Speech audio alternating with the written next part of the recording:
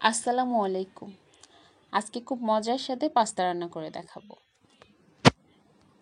খুবই মজার আর creamy creamy স্বাদের এই পাস্তা রান্না করতে শুরুতেই আমি পাস্তাটা সিদ্ধ করে নিচ্ছি।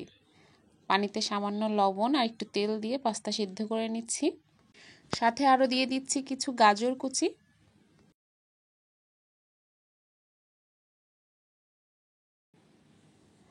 পাস্তা সিদ্ধ হয়ে গেলে পানি ঝরিয়ে ঠান্ডা পানি দিয়ে ধুয়ে রেখে দিচ্ছি একপাশে। এখন একটা সস তৈরি করে নেব, হোয়াইট সস।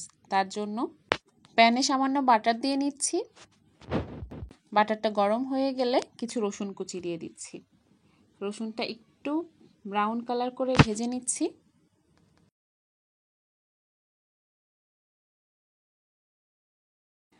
তারপর দিয়ে দিচ্ছি এখানে আমি 1 চা চামচ ময়দা। ময়দাটা বাটার আর রসুনের সাথে একটু ভেজে নিচ্ছি যেন কাঁচা গন্ধটা না থাকে। তারপর দিয়ে দিচ্ছি আমি এখানে 1 কাপ দুধ। দুধটা দিয়ে অনবরত নাড়তে নাড়তে যখন ঘন হয়ে আসবে তখন নামিয়ে নিব। সাথে দিয়ে দিচ্ছি সামান্য লবণ।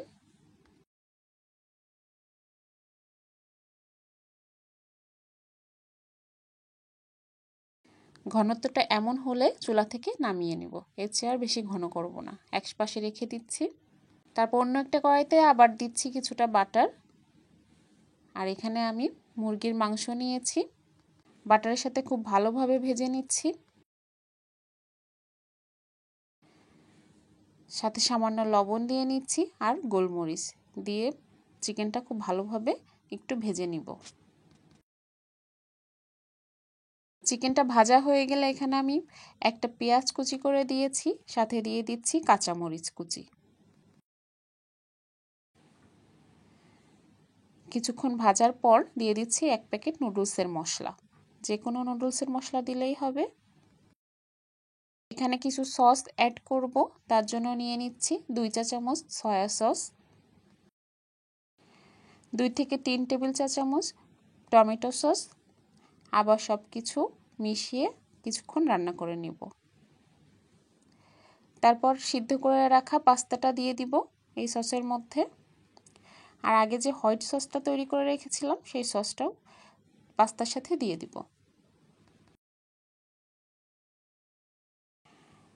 এখন 2 রকম সসের সাথে পাস্তাটা খুব ভালোভাবে মিশিয়ে নিব।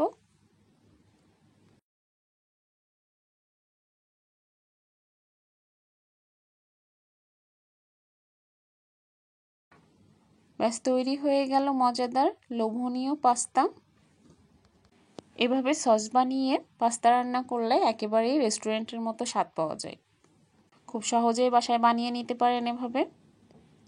ভিডিওটি ভালো লাগলে অবশ্যই লাইক কমেন্ট করে পাশে থাকবেন। আল্লাহ হাফেজ।